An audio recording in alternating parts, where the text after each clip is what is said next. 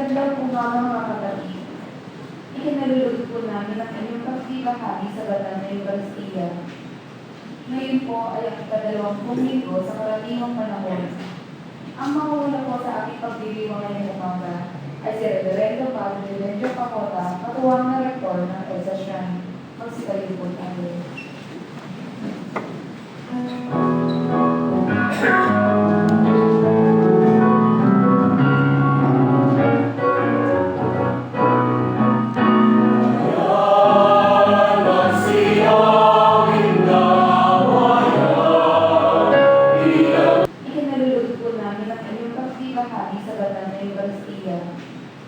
Ngayon po ay ang ika-20 linggo sa karaniwang panahon. Ang mangunguna po sa aking pagdiriwang ngayong umaga ay si Reverendo Padre Benjo Pacota, katuwang na rektor ng EDSA Shrine. Magsipayo po tayo.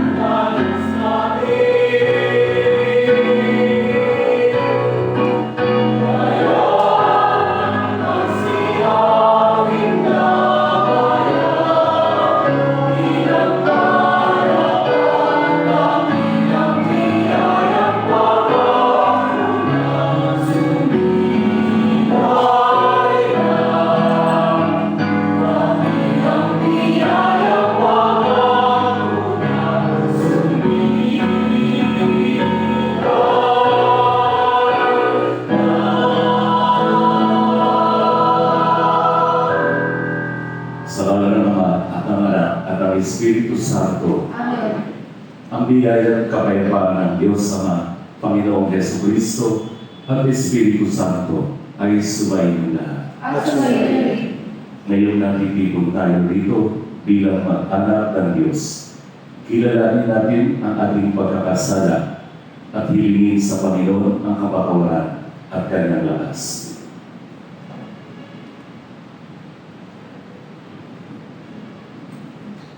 Naparito ka upang mag-alab ng apoy, ang apoy ng pagmamahal ng Diyos sa lahat. Patawarin nawa ang kawalan namin ng utang na loob. Panginoon, kaawaan mo kami. Panginoon, kaawaan mo kami. Naparito ka upang mag-alab ang apoy ng pagkakapakirang pagmamahal sa lahat ng tao. Patawarin nawa ang aming pagkabanhid, kapusukan at pagkamuhi. Kristo, kaawaan mo kami. Kristo, kaawaan mo kami. Naparito ka upang labanan ang pagkukunwari at pagbabalik sa mga dating gawin. Patawarin nawa ang aming pagtalikod sa aming mga pagpapahalaga, mga pangako. Panginoon, kaawaan mo kami. Panginoon, kaawaan mo kami. Kaawaan tayo ng makapangyarihang Diyos. Patawarin tayo sa ating mga kasalanan at patnubayan tayo sa buhay na walang hanggan. Amen.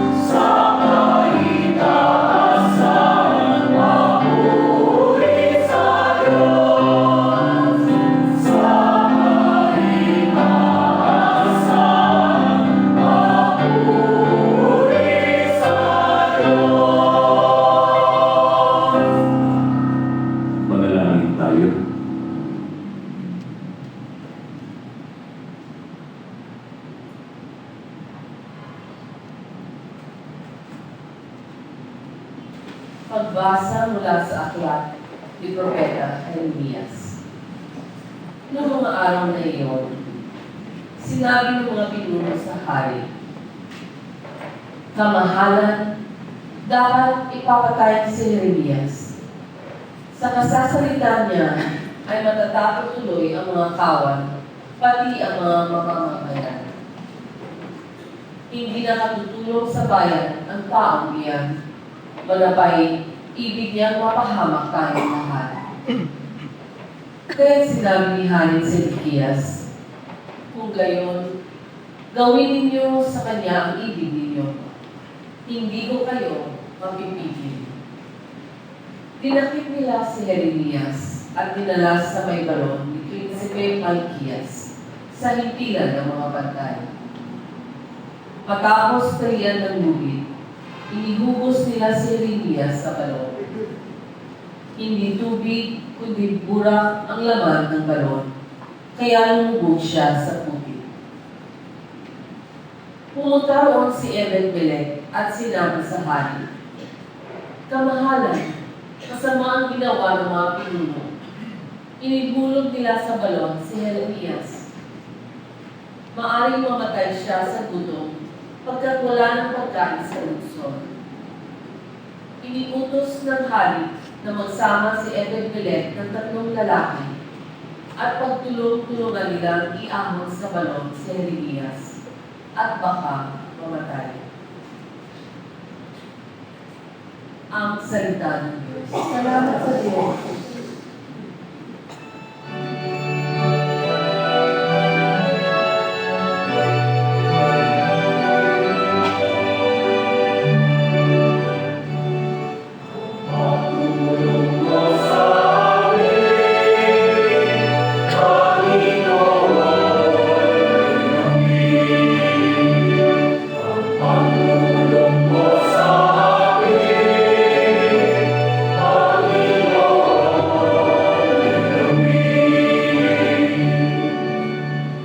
Ako ay naghintay sa aking Panginoon at binilig niya ang aking pagtatboy.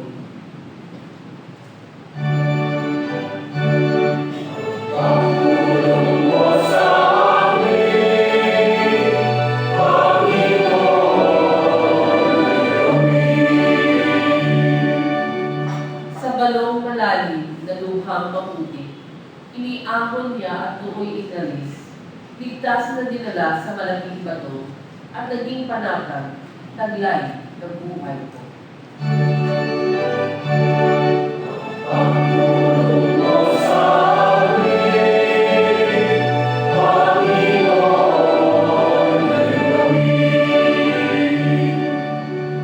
Tinuruan niya ako pagkatapos ng bagong awiting pampuri sa Diyos. Ang bawat makasaksi ay matatakot at sa buong Diyos magtitiwalang lubos.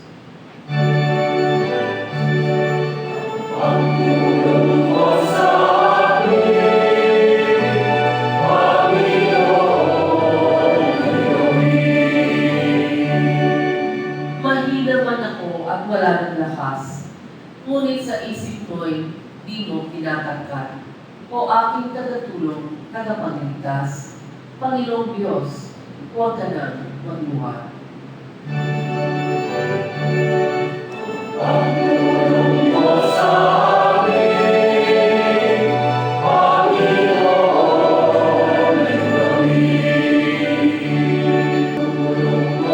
Pagbasa mula sa sulat sa mga Hebreo.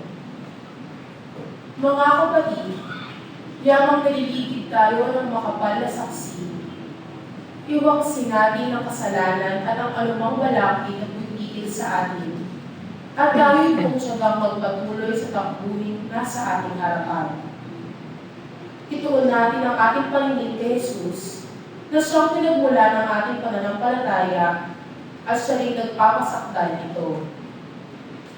Dahil sa kagalakang naghihintay sa Kanya, hindi niya ikinahiya ang mamatay sa krus at siya ngayon nakalulok sa kanan ng trono ng Diyos.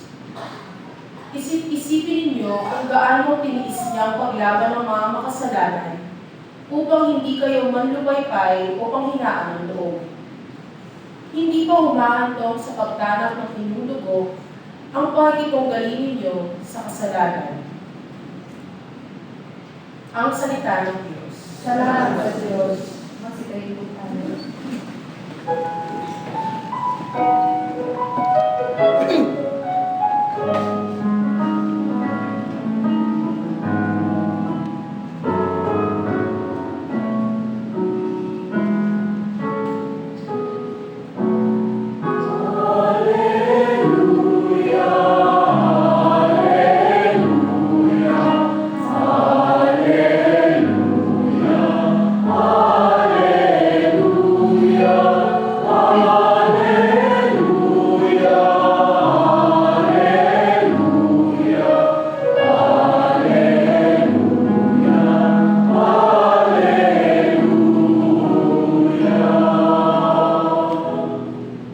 Ang tingin ko'y pakikinggan ng kabilang sa aking kawal, ako'y kanilang susundan.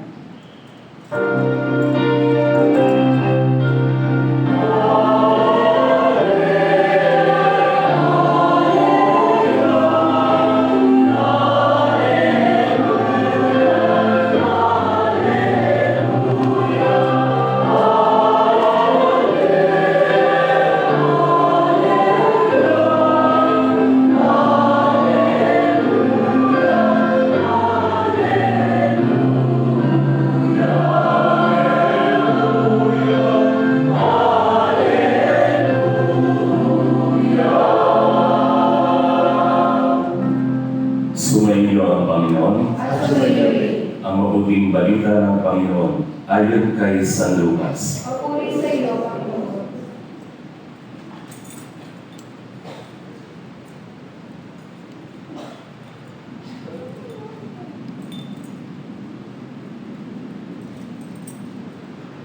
Noong panahong iyon, sinabi ni Jesus sa kanyang mga alagad, "Naparito ako upang magdala ng apoy sa lupa, at sana'y napagningas na ito.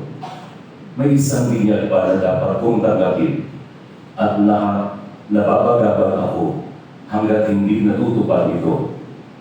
Akala ba ninyo'y pumarito ako upang magdala ng kapayapaan sa lupa? Sinasabi ko sa inyo, hindi kapayapaan, kundi pagkakabahagi. Mula ngayon, ang 5 katao sa isang sambahayan ay mababahagi. 3 laban sa 2, at 2 laban sa 3. Maglalaban-laban ang ama at ang anak na lalaki, ang ina at ang anak na babae, at gayon din ang biyanang babae at manugang na babae." Ang mabuting balita ng Panginoon. Pinupuri ka namin, Panginoong Kristo. Naunawaan ba natin ang ating napakinggan? Sinabi, magkakaroon ng pagbabahagi. Maglalaban ang anak sa mga magulang at ang biyanan sa mga manugang. Tapos sinabi natin, ang mabuting balita ng Panginoon. No? Ano po ba ang napakabuti doon? Mayroon po isang maliit na bayan na isang parokya doon. At mayroon doon isang naglilingkod na isang byuda, matanda na, at nag-iisa na lang siya sa buhay. At ang taguri sa kanya ay chismosa ng bayan. May kilala ba tayong ganito?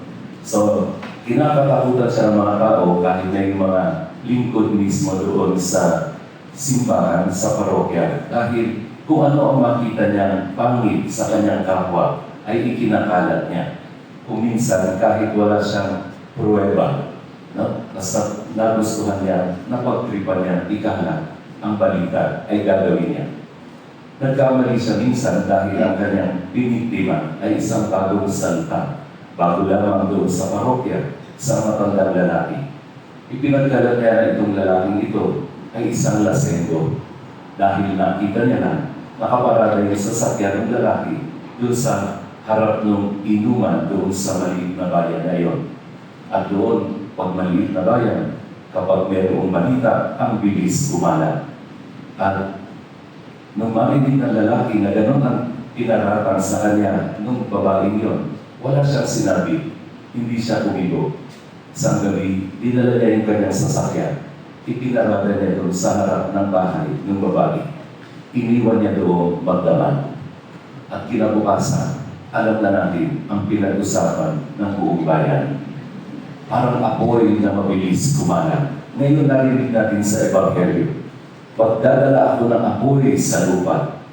Ito ang parang nakakatakot tayo. No? Alam natin na ang mission ni Jesus ay para ipalaganap ang pag-ibig ng kaharian ng Diyos. Pero ngayon narinig natin apoy, pagbibinyag na hindi ninyo alam, at pagkakabahabahagi, hindi kapayapaan. Ang apoy ay ginagamit natin sa pagluluto para sa paggawa ng mga bagay na kailangan natin sa paghuhulma. Ang apoy din ay nakakasira kapag ito ay tumubo sa mga slum areas, mga squatters, tabi-tabi ang mga bahay, madaling masira. Ang apoy ay ginagamit upang makita ang pagtibay, ang tunay na ginto. No? Gold is tested by fire. At yung apoy din ay ginagamit para linisin, upang luminis, para makita kung ano talaga ang tunay na nasa kalooban ng puso ng mga tao. Ang apoy na sinasabi ni Jesus ay ang salita ng Diyos na sana ay mag-alab sa ating kalooban, na sana ay magbigay ng lakas at tapang sa atin, ipahayag ang kanyang kaharian. Huwag tayong matakot kahit na anong pagbabatikos ang ating matanggap. Dahil sinasabi sa atin sa Ebanghelyo na ito, ang pagiging alagad ni Jesus ay may kabayaran. To be a disciple of Christ has its cost. Ano ngayon ang magiging kabayaran? Meron pa siyang sinasabi na meron pa akong pagbibinyag na dapat kong tagapin. At ako ay nababagabag habang hindi ito natutupad. Parang gano'n siya excited. Pero alam niyo kung ano yung pagbibinyag na sinabi niya. Ito yung pagtanggap ng pagpapakasakit at pagkamatay niya sa krus. Bakit ganito na lamang ang pag-alab ng kanyang puso para matupad itong pagbibinyag na ito? Dahil sa pagbibinyag na ito, sa krus na yan, doon tayo magkakaroon ng kaligtasan. Kaya pag sinabi, we are one in the baptism of Christ, we die with Him. Tayo ay namamatay sa Kanya. At ganoon din, 3 araw matapos siya ay nabuhay na maguli. At kung paano nabuhay muli ang ating Panginoon, gayon din niya tayo ibabangon muli. At pag bumangon na tayo, ay mayroon na tayong panibagong buhay. Kaya sa pagbibinyag, sa paglilinis, ay naroon nakikita natin ang bagong buhay na ibinibigay sa atin. Ang pagiging alagad ni Jesus ay dapat magkaroon sa atin ng tanda ng pagbabago. Tanda na tayo ay mga alagad ni Jesus. At ang sinabi niya, parang nakakatakot, sa isang sambahayan, magkakaroon ng pagkakahati-hati, division. Last week, nabanggit sa inyo, isa sa mga taktika ng demonyo ay ang paghahati-hati. No? Division, he creates intrigues. No? He sows division, disunity. Pero bakit ngayon narinig natin? Dahil sinasabi sa atin na dapat makilala kung sino ang tunay na alagad ni Jesus at kung sino ay yung nagkukubli lamang sa pagpapanggap, nagkukunwari lamang na alagad ni Jesus. Isang kwento na narinig ko sa isang bayan doon sa Russia, no, nagkakaroon ng secret, no, na pagtitipon, pagbubulong ang mga Kristiyano doon. At marami sila. Minsan, may pumasok na mga sundalo, may mga hawak na baril. At tinanong sila, sino ang mga Kristiyano dito? Papatayin namin. Maraming nagsitakbo, pero marami pa rin naiwan. Pagka alis ng mga nagpapanggap, naghubad ng uniforme ang mga sundalo at sinabi, kami ay Kristiyano din. Nakikita sa harap, sa kabila ng mga pag-uusig, sa kabila ng lahat ng paghihirap, kung sino ang tunay na alagad ni Jesus. Meron tayong naririnig, tough love. Ginagamit ito ng mga magulang para sa kanilang mga anak, para humindi, to say no to their children, asking them of something the parents know that it will be harmful for them. Hindi papayagan kung saan magpupunta dahil ang mga magiging kasama ay hindi niya kilala. O kaya ay hindi ibibigay ang isang bagay na alam niya na ito ay makasisira sa kanyang pag-aaral at ang kanyang oras ay doon na lang ibabalik noong kanyang anak. Kaya kung minsan, ganito rin po at hindi pala kung minsan, kadalasan at dapat lang ganito maging papel at responsibilidad ng simbahan. Ipakita, ipangaral sa kanyang pananampalataya ang tunay na mabuti, ang tunay na daang matuwid. Meron tayong ngayong mga issues sa ating lipunan. Yung tinatawag na abortion. Napakadami ng babae ngayon ang gumagawa nito. Alam niyo, nung bago pa lamang ito nangyari, meron isang gumawa ng video. No? Ang video na kinuhanan ay yung ultrasound ng babaeng nais magpalaglag ng kanyang anak. At nang makita doon sa ultrasound monitor na mayroong ipinasok na matulis na instrumento parang nais kumawala o lumayo noong korte ng bata na nasa loob ng sinapupunan. At nung ito'y tinusok pa ulit-ulit, bumuka ang bibig ng bata na nais sumigaw sa sakit. Dahil wala namang tunog na maririnig. Ginawang title ng video yun, Silent Scream. Maaaring marami na sa atin ang nakapanood nun. Pero bakit lagana pa rin ang ganitong ginagawa? Nang nais ng mga gumawa ng video na ipalabas ito sa TV, television at sa pelikula, sabi ng mga tao, hindi pwede dahil masyadong brutal, masyadong violente. Yun na nga pala ang nangyayari. Bakit patuloy pa rin na ginagawa ito? Patuloy pa rin na isinusulong ito. Ang ating ebanghelyo ng buhay ay dapat bigyan ng dangal, ipagtanggol at itaguyod ang dangal ng buhay kahit saan natin itong stage nakikita from womb to tomb. Pinahahalaga dahil ito ay isang napakahalagang biyaya ng Diyos. Walang sino man ang may karapatang kumitil ng buhay na ipinagkaloob sa atin ng Diyos. Maraming nagsasabi, this is my life. This is my body. I can do what I please. I can do what I want. Nakalimutan na natin na tayo ay nilalang lamang ng Diyos. We are mere creatures of God. We do not own our lives. We do not own our bodies. Ang Diyos ang may karapatang magsabi kung paano tayo mabubuhay, kung paano ang gagawin natin sa ating buhay. Kaya nga kalooban ng Diyos ang dapat manaig sa atin. Sinasabi na dapat huwag maghihiwalay ang ipinagbuklod ng Diyos. Pero marami na rin ang sumusulong na dapat pag hindi mo na mahal ang iyong asawa, layuan mo na. Pag hindi na kayo nagkakasundo, layuan mo na. Pag wala na pag-ibig na naroon nararamdaman kayo sa relasyon ng buhay kay asawa, maghiwalay na kayo. Pero napakalinaw na tinanong si Jesus sa Ebanghelyo kahapon ng mga alagad niya, bakit po si Moises noon ay nagpumayag na ipagtibay ang paghihiwalay? No? Why did he allow the bill of divorce for a husband to leave his wife? At ano ang sabi ni Jesus? Dahil sa katigasan ng inyong mga puso. Because of the hardness of your heart. Tayo mga kapatid, alam natin ang katotohanan. Alam natin kung ano ang mabuti. Pero pilit natin ginagawa ang kung ano ang hindi tama.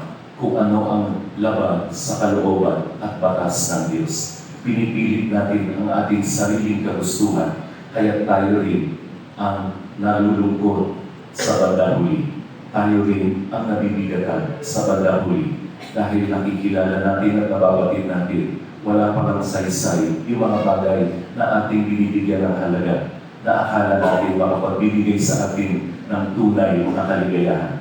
At sinabi sa kasal, sinabi ni Jesus, ginawa niya itong babae at lalaki. Hindi pwedeng kapwa lalaki, hindi pwedeng kapwa babae. Kung ipagtutuloy at isusulong natin ang mga kagustuhan na ito, ay natin ang tinig ng kadiliman at ang kasamaan.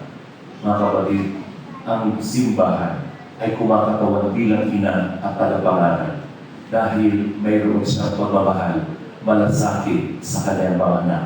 Kahit natanggapin natin lahat ng pagbabatikos, lahat ng mga masasamang paratang, at kung tawagin tayo kung ano-ano. Sinabi sa ikalawang pagbasa, you have a race in front of you. Run it to the victory.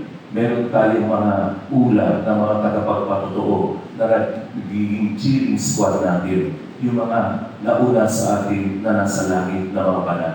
Sinasabi sa atin, huwag kayong magluho, huwag kayong manghina. Ipagpatuloy niyo ang karera niya at mayroong tagumpay sa uli. Binibigay sa atin ang salita ng Diyos, hindi para mapakinggan lamang. Ibinibigay sa atin ito para sa buhay at gawin sa praktikal at lahat ng yugto ng ating buhay. Ito ang tunay na pag-ibig na ibinibigay sa atin ng Diyos. Dahil ang nais niya, lahat tayo makapili sa kanyang kaharian. Amen.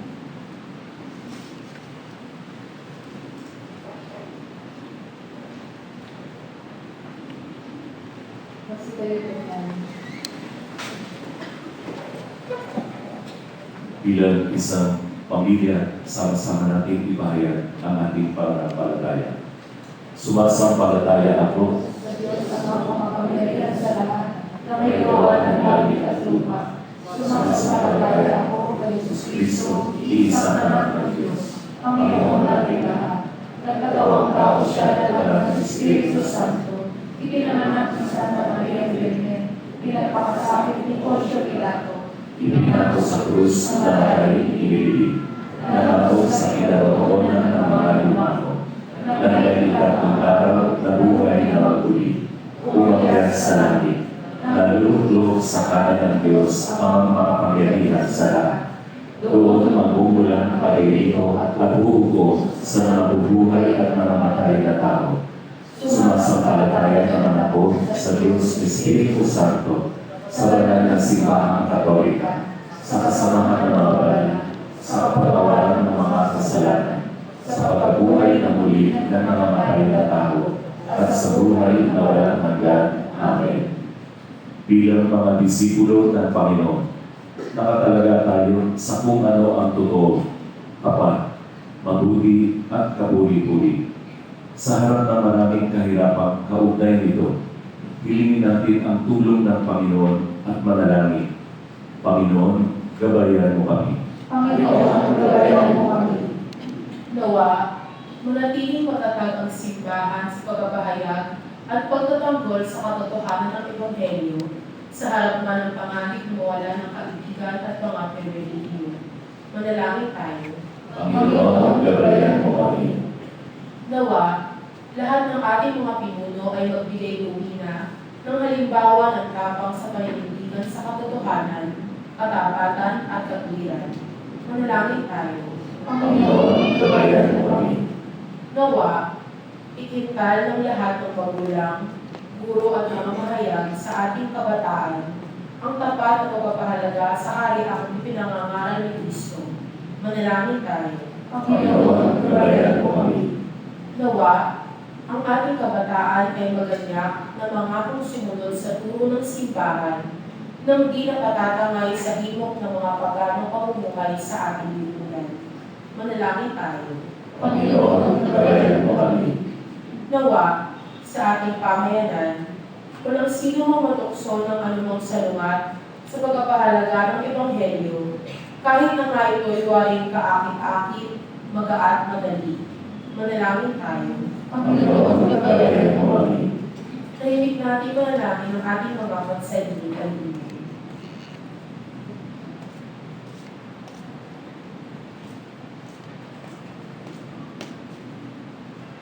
Manalangin tayo. Panginoon, gabayan mo kami. Panginoong Jesus, maaari dahil sa katapatan sa iyong mga pagpapahalaga at halimbawa, makababangga namin ang ibang may kasalungat na paninindigan. Bigyan mo kami ng kailangan namin tapang upang tumulan kami sa iyong katapatan at makabahagi sa iyong kalwalhatian magpakailanman. Amen. Magsipo po tayo.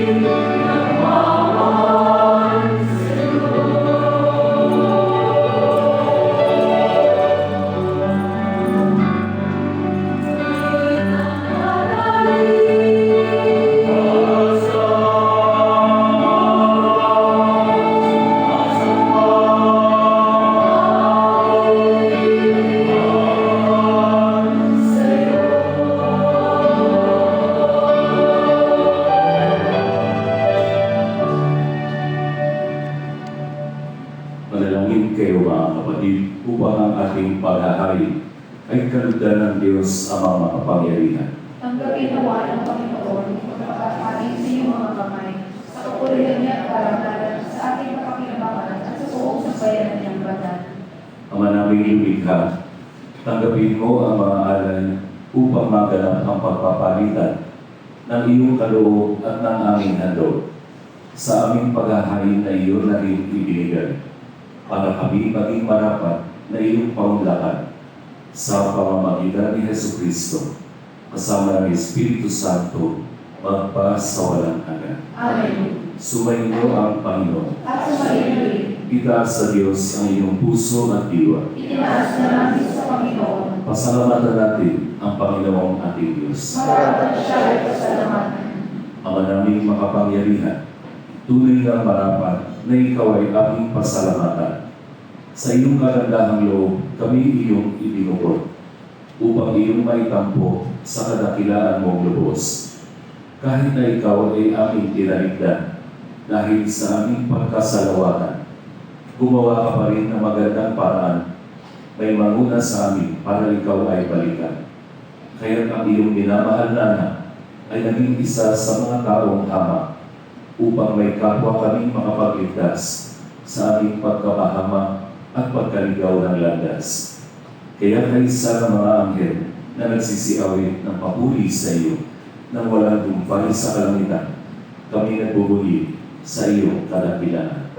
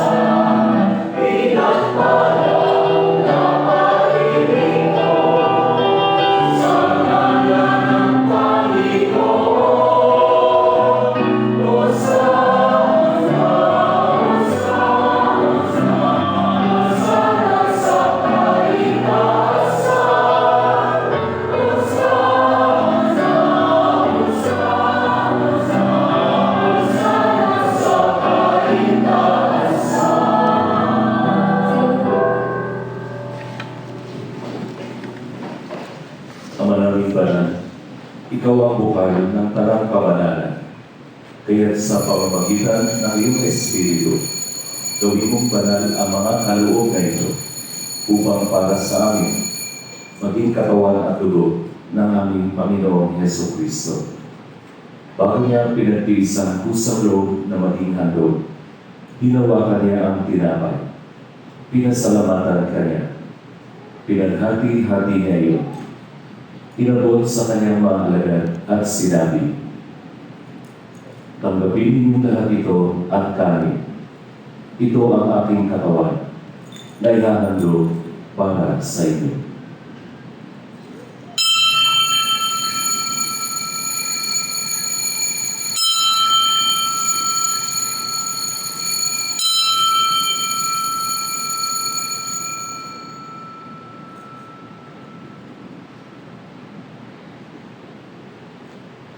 Dahil hindi naman matapos ang hapunan, hinawakan niya ang kalis. Muli kanyang pinasalamatan. Inabot niya ang kalis sa kanyang mga alagad at sinabi, tanggapin niyo lahat ito at inumin. Ito ang kalis ng aking dugo, ng bago at walang hanggang tipan. Ang aking dugo ay bubuhos para sa inyo at para sa lahat, sa ikapagpapatawad ng mga kasalanan. Gawin ninyo ito sa pag-alala sa akin.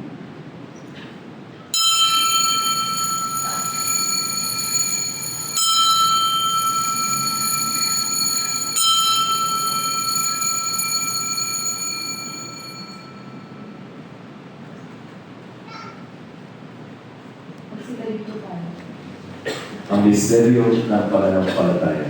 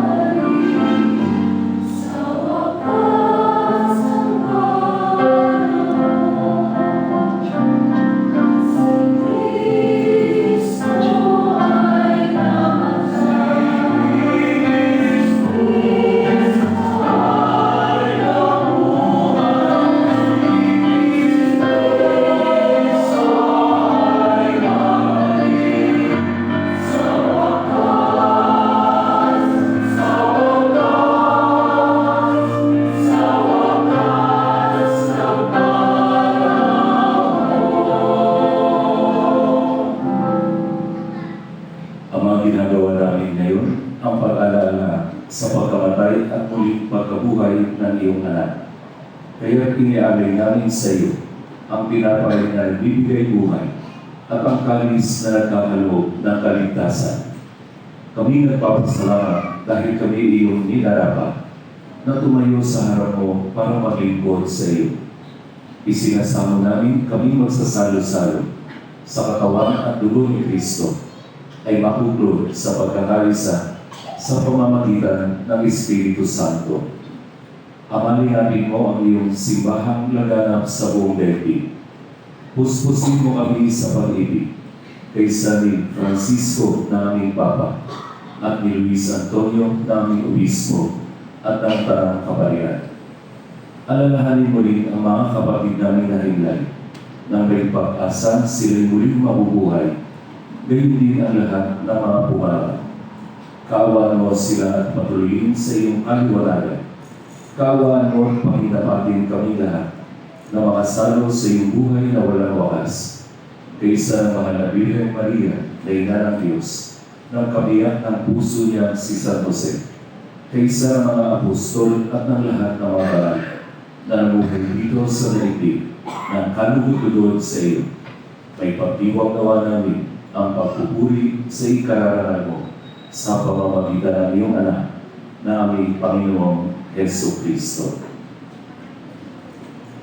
Sa pamamagitan ni Kristo, kasama niya at sa Kanya, ang lahat ng parangal at papuri ay sa iyo, Diyos Ama, makapangyarihan, kasama ng Espiritu Santo, magpasawalang hanggan.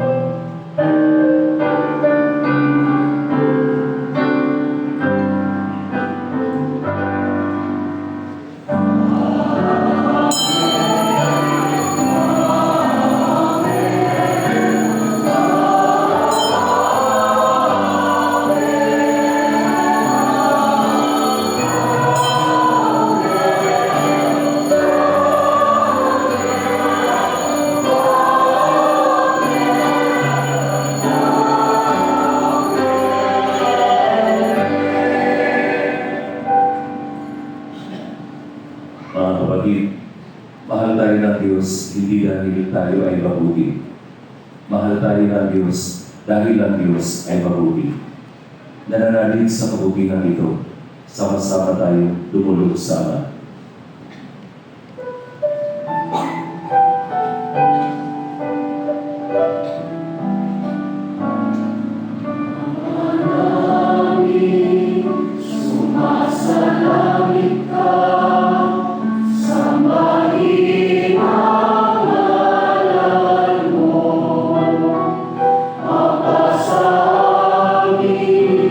Ang kaharian mo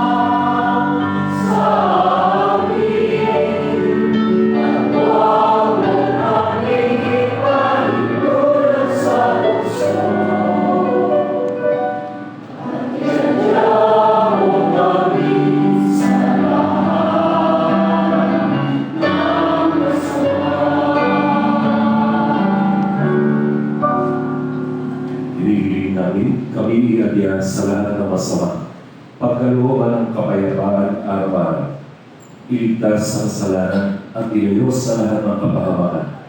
Samantalang aming pinananalikan ang dakilang araw ng pagpapahayag ng tagapagligtas namin si Hesus Kristo.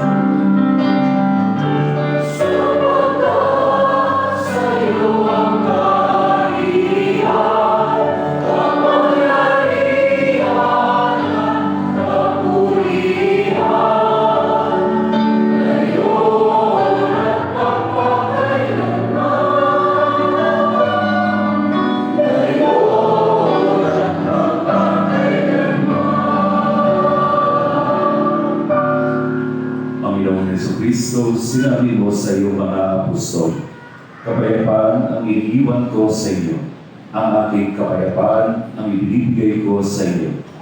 Tunghayan mo aming pananampalataya at huwag ang aming mga paulit-ulit na pagkakasala. Pagkalooban mo kami ng kapayapaan at pagkakaisa ayon sa iyong kalooban, kasama ng Espiritu Santo, magpasawalang hanggan. Amen. Ang kapayapaan ng Panginoon ay laging sumainyo. At sumayin. Ibahagi natin sa ating kapwa ang kapayapaan ni Kristo.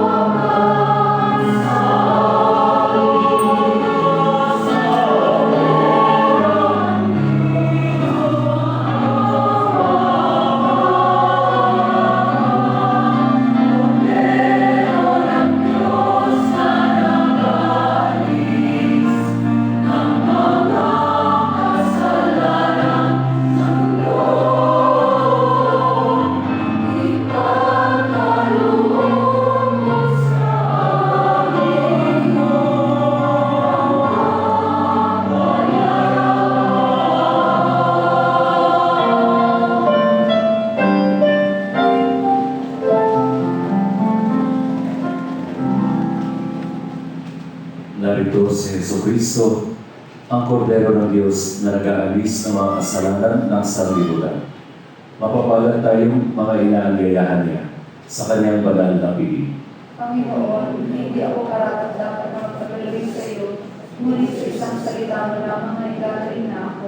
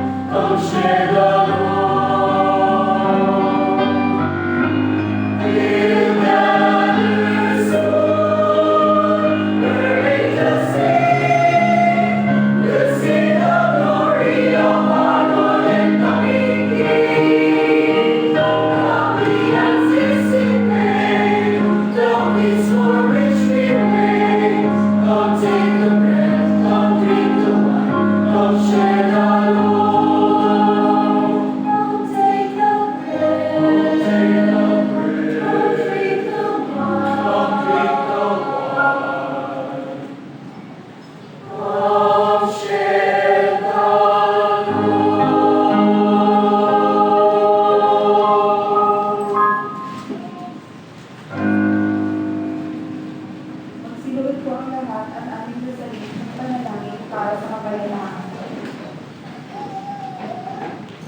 Panginoon, sa panahon ng pangangailangan, ay humihingi kami ng tulong, bunga ng aming pagkamulat sa labanan ng pagkawasak ng kapaligiran ipinagkaloob ninyo sa amin, bunga ng malawakang paglalaban ng ideolohiya sa iba't ibang panig ng mundo. Pagkalooban ninyo kami ng sapat na lakas upang maipalaganap ang kabutihan, katarungan, pagmamahalan at kapayapaan. Sa gitna ng labanan, ituro ninyo sa amin ang pagtutulungan, sa kasaganaan, ang pagbibigayan, sa kararitaan, magkaroon po sana ng maayos na pamumuhay. Kung mangingibabaw ang pagkamakasarili, ituro ninyo sa amin ang kababaang loob. Sa kawalan ng katarungan, matutunan sana namin ang pagsisisi at pagbabalik loob sa Diyos. Kung may di pagkakaunawaan, magkaroon po sana ng pagkakasundo at pagkakaisa. Sa kawalan ng pag-asa, maihatid po sana namin ang mabuting balita. Turuan mo kaming kumalinga sa halip na kalingain, maglingkod sa halip na pagbikuran. Huwag po sana kaming maghangad ng karangyaan at punuin ninyo kami ng inyong pag-ibig at kaluwalhatian.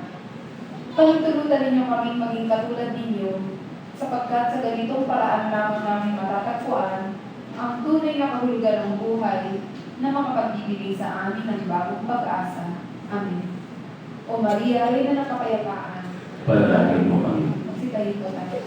Panalangin tayo.